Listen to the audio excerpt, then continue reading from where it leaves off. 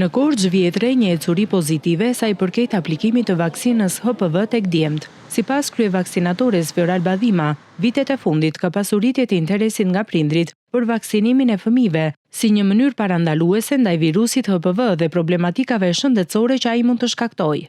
Nëse deri vjet kishim vetëm vajza 13 vjeçare dhe fushatën 14-20 që vaksinoheshin vajzat e kësaj grup moshe, nga 1 janari e këtej u bë gjithë grup mosha me fjalë vajza djem që mund ta përfitojnë këtë vaksinë. Parandalojmë një herë shumë sëmundje të cilat lidhen me kancerin. Për të dyja grup moshat, për të dyja gjinit është shumë e rëndësishme mbrojtja dhe aplikimi i kësaj vaksine. Jemi në shifra shumë të kënaqshme për aplikimin e vaksinës HPV, si në vajzat dhe në djemt. Është mbi 85-90%. Dhima shpreh se ndërgjegjësimi në komunitet është rritur ndjeshëm, ndërsa informimi i vazhdueshëm në shkolla dhe qendra shëndetësore ka ndikuar në shtimin e numrit të aplikimeve. Sipas saj, vaksina rekomandohet në moshë të ershme përpara ekspozimit ndaj virusit, duke ofruar mbrojtje më të lartë. Për këtë vaksinë vazhdojmë në kuadër të vaksinimit për të gjitha vaksinat dhe shtrihet në të gjitha, edhe në shkolla, në klasat 7-8 kemi bërë sensibilizime që fëmijët të vënë të vaksinohen. Kemi patur kërkesa edhe në grup moshat më të mëdha,